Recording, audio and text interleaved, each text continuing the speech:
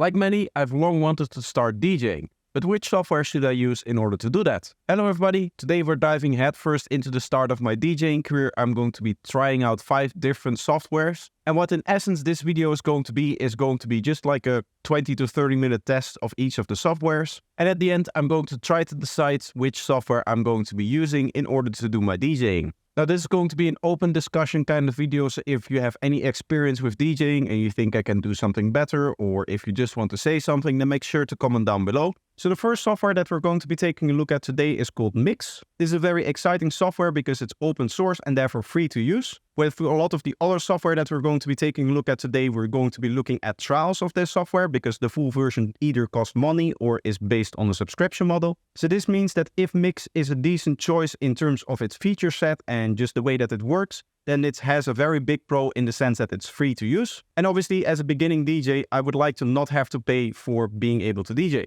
Either way, you might have noticed that the camera angle changed. That's because we are in our DJ section. I also have a different camera setup, which you can see right here. This is the board that I'll be DJing on. This is a Pioneer DDJ SB. It's a fairly old console. I got it about 7-8 years ago, and it's a fairly small console, but I do like it. In terms of its feature set, it has all of the basic necessities, I believe. You can see like your master stuff here. This is the browser to load tracks. This is your EQ stuff with the filters.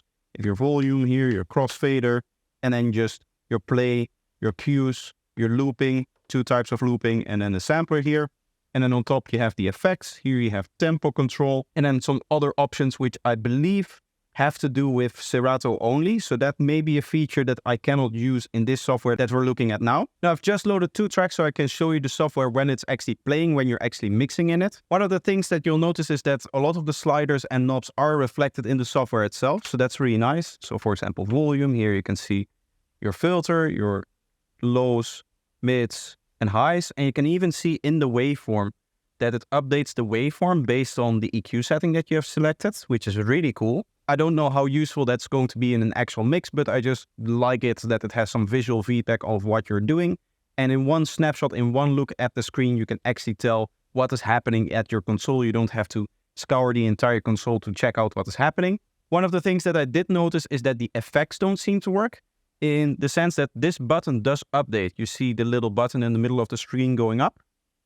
But if I just press these, nothing is happening. No effect is being turned on or off. In effect, these knobs aren't mapped to anything unless you hold shift, in which case they update where the signal is coming from. So the best way that I can explain this is that if I hold shift here, then this is FX1, which is reflected in the software as well. You can see there's 3 points where FX1 comes into play, and you can see that I'm turning them on and off here like this. Whereas if I'm holding FX2 on deck number 2, I can toggle on and off the effects number 2, as you can see. Now I don't know if you can change that, if I can just make it so that these turn on and off the different effects, the 3 different effects that you see selected. That way I could just constantly have the deck 1 go through FX chain 1 and the deck 2 go through FX chain 2. And I just have this one amount that I turn up for the actual effect. Another thing that I noticed, which I'm not really sure I'm a fan of, is the kind of slipping that seems to happen when you're moving the jog wheel. So to demonstrate this, I'm just going to move it up slightly like this, and I'm just going to immediately stop and actually hold the jog wheel there. And you can see it kind of continues to play, even if I just completely stop it. It's probably more expressive if I hold shift, because then it just scrolls further.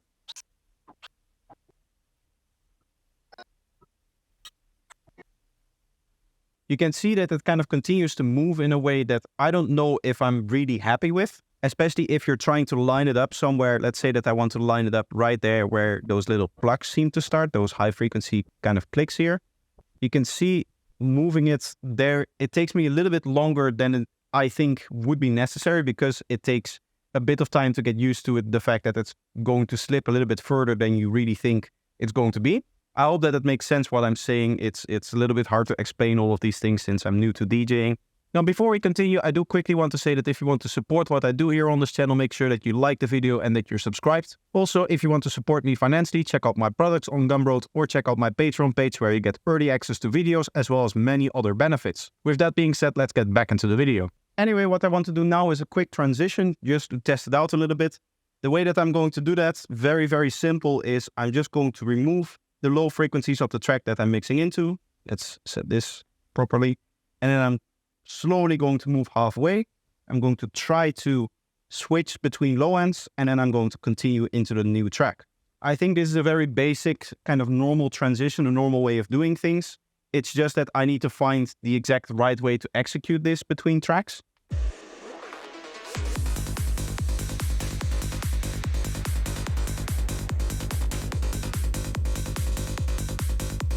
Trying to get the feel for the tempo.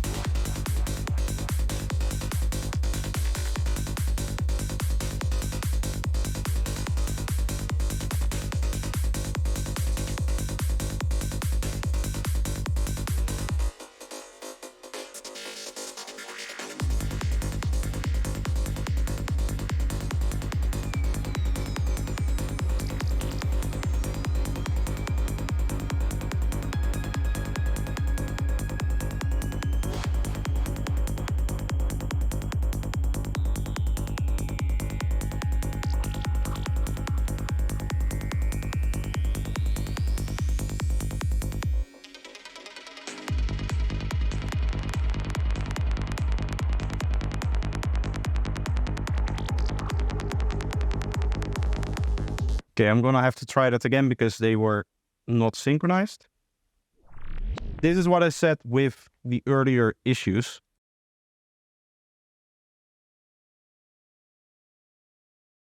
In that it's hard for me to play here without any synchronization on this software, or at least the normal way that I'm used to synchronizing.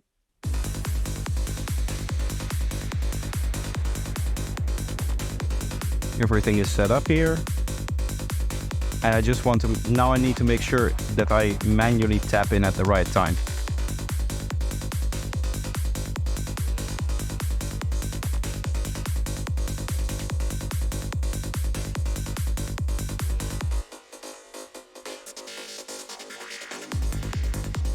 Nope.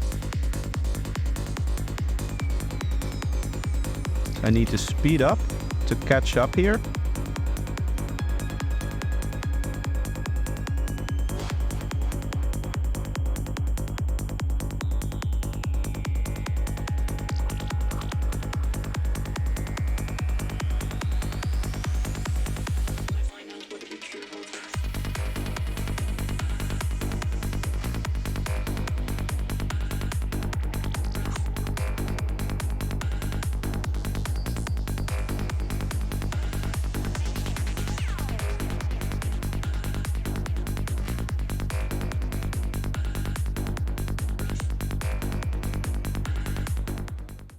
Okay, so I'm actually pretty happy with how that went. The basics are down. It's just a little bit hard with the synchronization that I'm used to.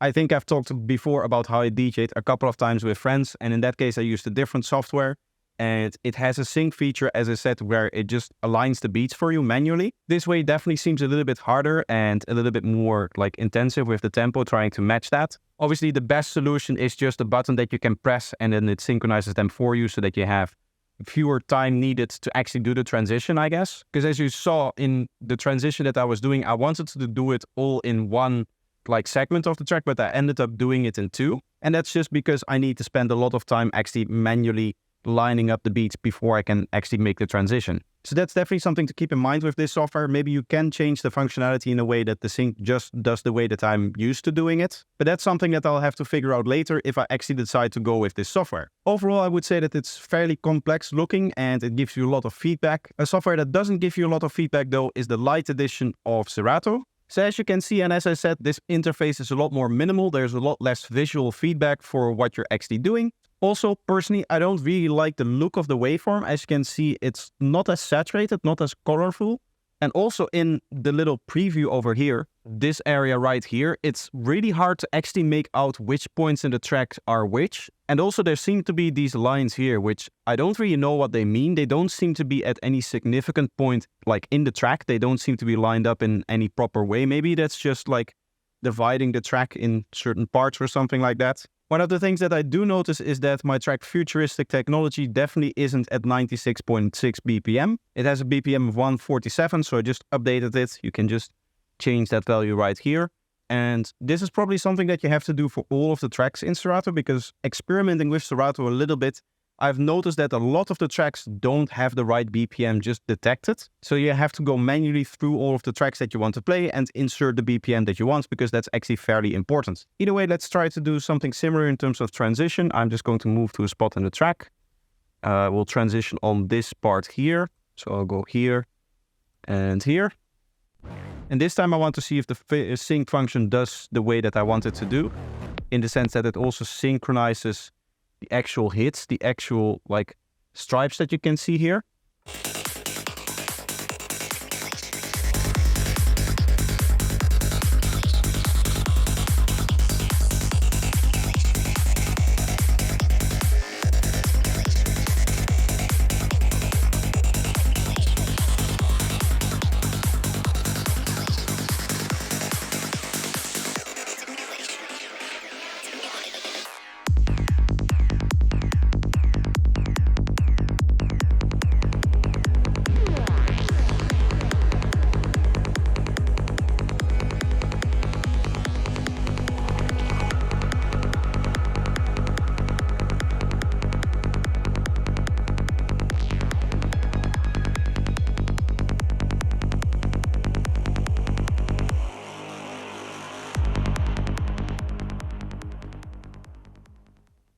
As you can see in this case, it does synchronize them. It just jams one track into the other. One of the other things that I noticed is that now that they're synchronized, they're tied together. As you can see, I can move this tempo up and down, and it will also move the other track.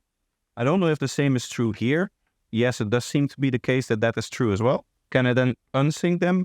Yes. Okay, so holding shift, you can then unsync again, which immediately changes back to the original, which is not the best.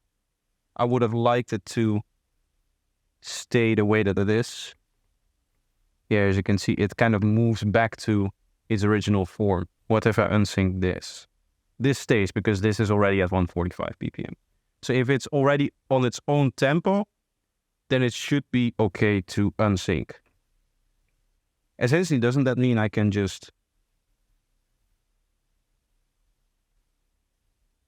move this while I'm playing? Let's say I play this right here.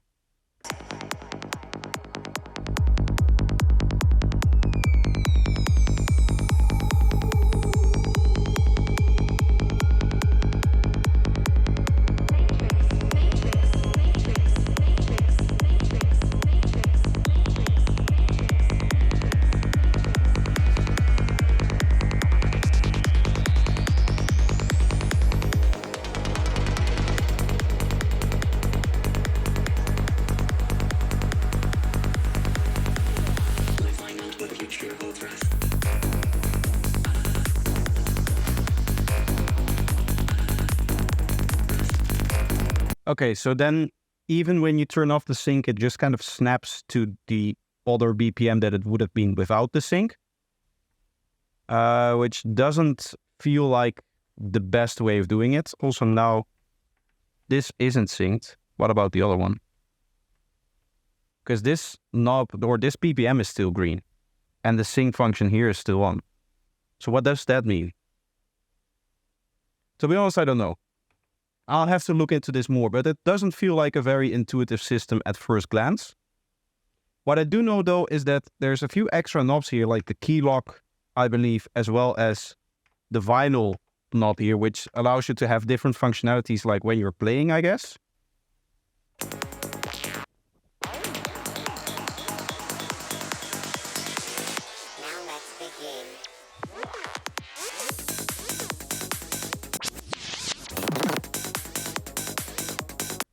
I guess enabling vinyl will make it work like an actual record player. And when you hit your finger on it, it just stops the track and it just moves the actual like deck for it. Whereas if you turn off the vinyl button right here, this seems to be more a tempo increase and decrease, which might be nice to actually synchronize things.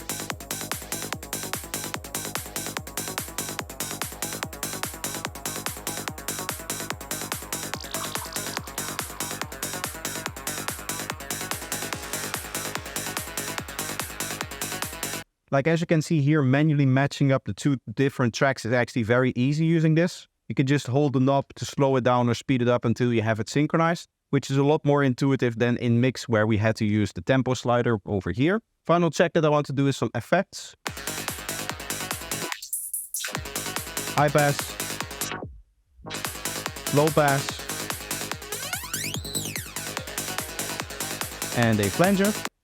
Honestly, not the best selection of effects because high pass and a low pass you already have, so it feels a little bit redundant. From the looks of things, I don't know if I can actually change things here. There's some effects here. We have more effects. Nice. So this would be echo, reverb, and a flanger. And I assume that in both decks, you want the same thing, right? Because this is going to affect this track, I assume.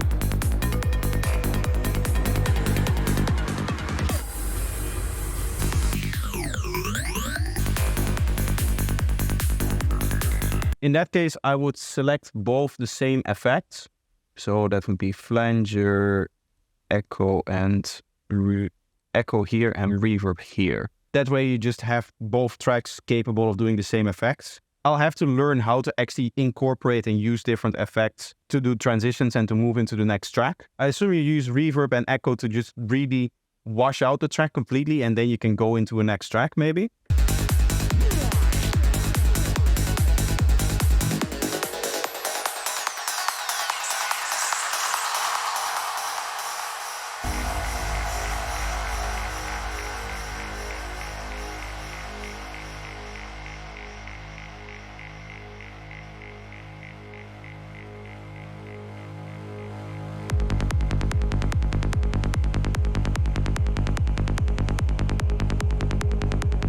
I guess you can use that mainly when you're transitioning into either a break from another track or an intro from another track if you want to lengthen out your set a little bit, I guess. The point where I placed it in is probably not the best part to actually do this. When it comes to these things, you can set up things that are called like cue points, which is where you start playing the track from.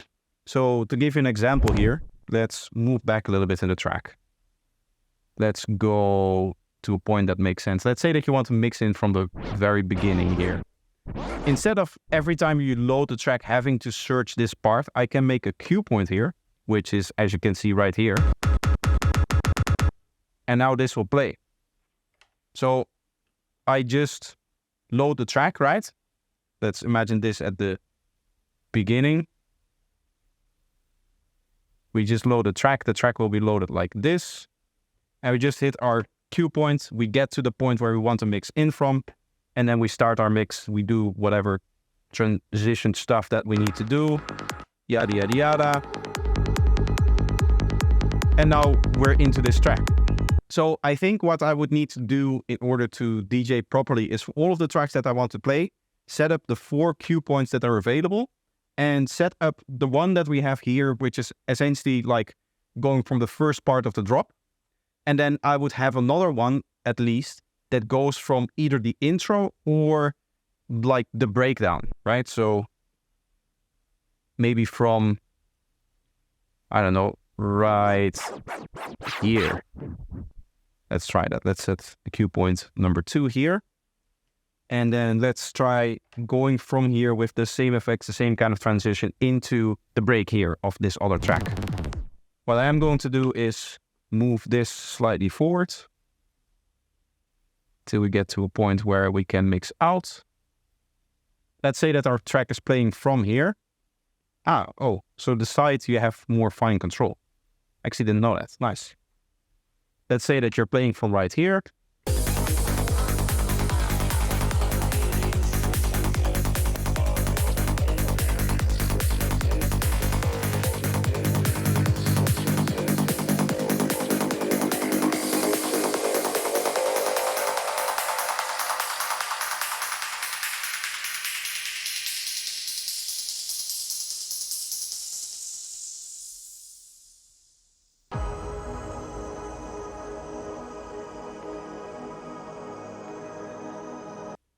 I think I high passed too far. Let's try that again. I'm also going to set up a cue point for this one. Right about...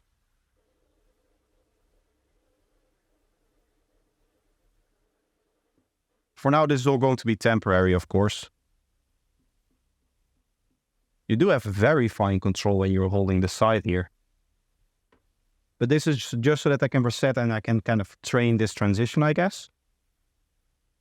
So we would start like this. I'm assuming that we are in an actual like set, so everything is at default when I start this. That's how I want to train.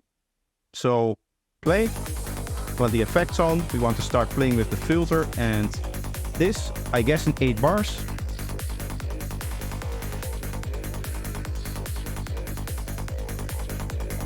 I want to do more with the effects than with the filter.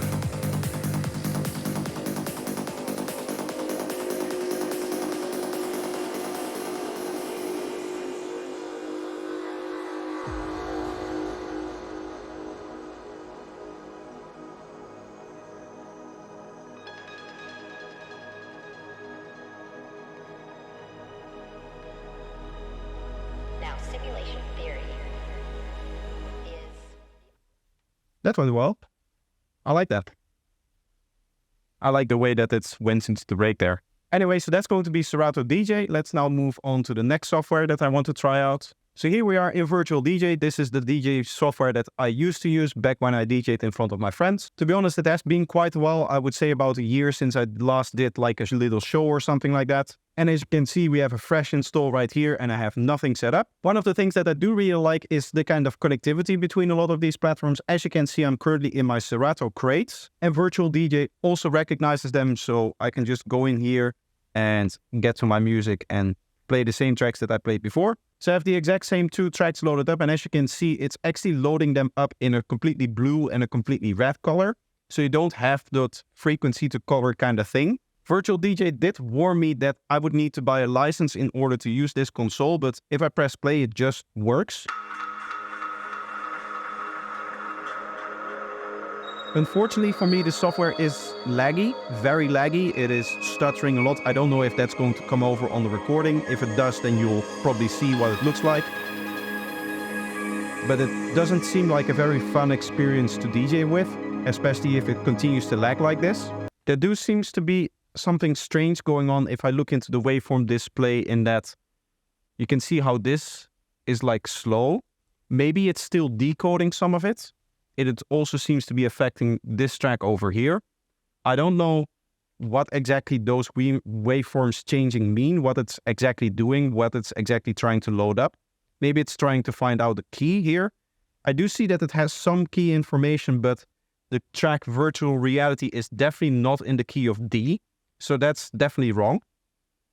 Maybe that's what it's doing. It's still trying to figure out the key or something like that. Whatever it's doing, it does feel very slow and it doesn't feel very fun to play. And if you're in a live set and it just starts to lag like this, then I can imagine that it's definitely not something that you want. Either way, I just quickly want to check out the effects usage here, if that does anything.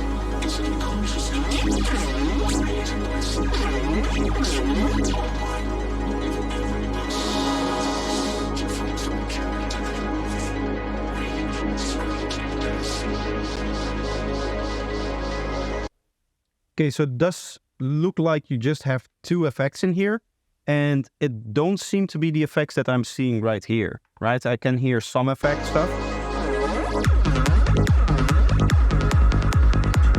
but I have no idea where I can check out the controls for those effects. It used to be the case in a very, very old version of Virtual DJ that you would also have the effects in the window, the browser view. Even my machine is lagging from this. Just my mouse input is. I hope this isn't going to cause any issues in the recording, me opening up this software here. We'll have to find out when I'm done recording. Anyway, I'm going to close this so that I can move on to the next one. And now the lag is gone, yes. So it might cause some lag on your system, this software. It does seem to be a lag machine on my particular system. I would have loved to export this one a little bit more because I would like to go back to the roots, I guess, something that I'm already familiar with. To be honest though, I don't know if it's the best solution out there. Even if it's not lagging, it did look a little bit limiting in my opinion. And I also would need to buy a license at some point for it, I think, in order to actually use the console with it. So the next software that I want to include in this video is RekordBox. As you can see, it's opening up right here and it immediately tries to sell me something. I did have to set up an account for this to work, but I still need to choose a plan for it. For now, I'm going to stick with the free plan. It does require something like an unlocked device, as it says here, so I'm hoping that my device is compatible with it. I haven't checked that. The reason why it included this software though is that a lot of people have been recommending me it. And obviously I've been kind of spreading the word, trying to get into DJing. What should I do? What should I look into? Asking around. And one of the things that people mentioned is that within RekordBox, one of the things that is really nice is that it's like this kind of closed system that you can essentially link to any console. And that means that if I ever get to a club, I just have to take my laptop with my RekordBox, and then even if they have a different console or an entirely different setup, it will still function in the same way that I'm used to. Now, as you can see, I just imported some of my music and it is actually analyzing my track.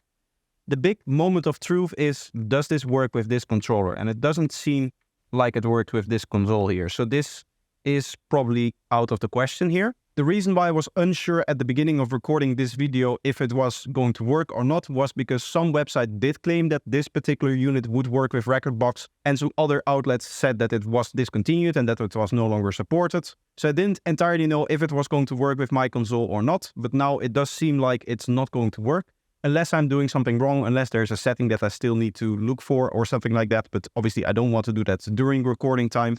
I just want to give you guys the very first impressions of the software and just looking at it.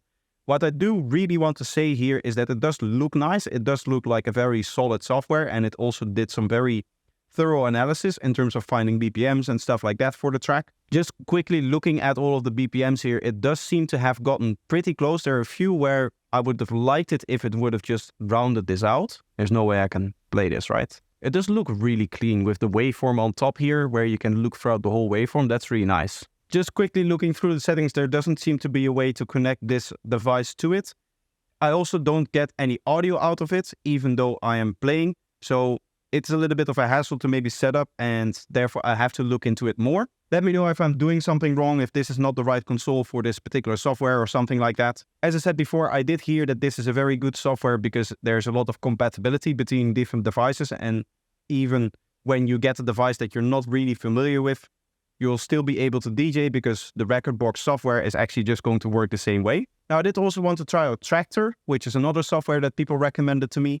It does seem to be the case that also this console doesn't work with Traktor. Maybe it's just too old. Maybe it's just not recognized by anything anymore. I've also heard that Traktor has its own line of consoles that they ship out. So maybe it's just supported by certain consoles that are actually part of like the Traktor brand or whatever. Either way, in terms of what it looks like, it's kind of like a combination between Serato and Mixxx that we saw before in the beginning of this video, and that you do have some more visual feedback here, but it does seem to be a little bit more minimal than Mixxx itself. So unfortunately, to conclude, it seems that 3 of the 5 softwares that we tested today I cannot use. One, because it's just too laggy when I was opening up the songs. That one was Virtual DJ, and then the other 2 just aren't compatible with my particular console. Between the other 2, right now I'm leaning more to Serato Lite. Honestly, the way that it works seems a little bit more intuitive, and I like the fact that I have effects that I can actually control with my console instead of having to turn them on manually with the mouse like the way I have to do it in Mixxx. But if I can change both the way that the effects work as well as the sync feature, then I think I would be able to do it in Mixxx as well. I might even prefer Mixxx because it has a little bit more of that visual feedback that I talked about, which honestly is just something that I really like. Now, as I said, this video is kind of like an open discussion, just kind of showcasing the way that I'm going into DJing. If there's anything that I did wrong, if there's anything that I could have configured differently or that I could have set up differently, then let me know. I hope that you guys can help me along. There's probably a lot of you that have more experience with DJing than I do. But I hope that you enjoyed this video. Let me know if you did by leaving a like. And if you're new here, make sure that you're subscribed. But that's going to be it. I hope you enjoyed, and I hope to see you in the next one. Bye bye. It's impossible to tell.